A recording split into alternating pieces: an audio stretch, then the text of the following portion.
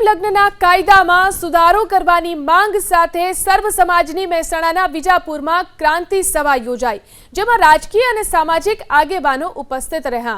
ભાગેડુ પ્રેમ લગ્ન અટકાવવાની ઝુંબેશ અને પ્રેમ લગ્ન નોંધણીમાં માતા પિતાની સંમતિ ફરજિયાત બનાવવામાં આવી। આ માંગને તમામ સમાજના આગેવાનોએ વ્યાજબી ઠેરવી અને સમર્થન જાહેર કર્યું। તો બીજી તરફ પ્રેમ લગ્ન નોંધણીમાં અનેક જગ્યાએ ચાલતા રેકેટ મુદ્દે વરુણ પટેલે ઘટસ્ફોટ કર્યો। બનાસકાંઠાના ડીસા તાલુકામાં આવેલ સમોના ગ્રામ પંચાયત તલાટીએ લગ્ન નોંધણી રેકેટ ચલાવવામાં આવતું હોવાનો પાટીદાર આગેવાન વરુણ પટેલે આરોપ સાથે વિગતો રજૂ કરી।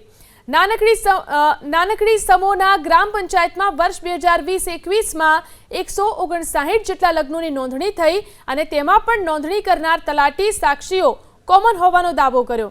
અને જ્યારે તલાટીની બદલી થઈ તો લગ્ન નોંધણી ઘટી અને 2022માં 3, 2023માં ફક્ત 2 થઈ ગઈ। તો દિનેશ બાંભણિયાએ આ માંગ નહીં સ્વીકારાય તો પ્રવેશબંધીની પણ ચીમકી ઉચ્ચારી છે। બનાસકાંઠાના ડીસા તાલુકાના સમોનાના ગામ ત્યાં 250 કરતા પણ વધારે લગ્ન નોંધાયા છે અને 250 લગ્નમાં એક જ સાક્ષી છે, એક જ બ્રાહ્મણ છે, એક જ જોગણી માતાના મંદિરનું એડ્રેસ છે અને એ 2 વર્ષમાં નોંધાયા પછી ત્યાં રજિસ્ટ્રારની બદલી થઈ ગયા પછી બીજા વર્ષે ખાલી 3 લગ્ન છે, એના પછીના વર્ષે ખાલી 2 જ લગ્ન છે।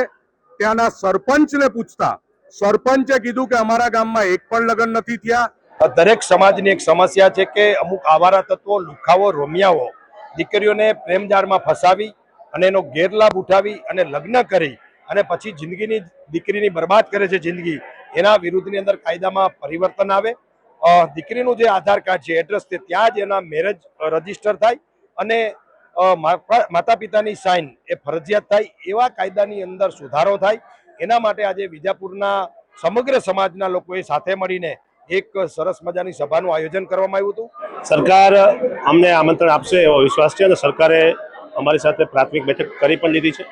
સરકાર પાટીદાર સમાજ સહિતના તમામ સમાજોની લાગણીને સમજશે અને આજે જે સળગતો પ્રશ્ન છે, માતા પિતાઓ દુઃખી છે અને એક ઓર્ગેનાઇઝ ક્રાઇમ જે થઈ રહ્યું છે, ક્રાઇમ રોકવા માટે સરકાર કાયદો બનાવશે એવો અમને વિશ્વાસ છે।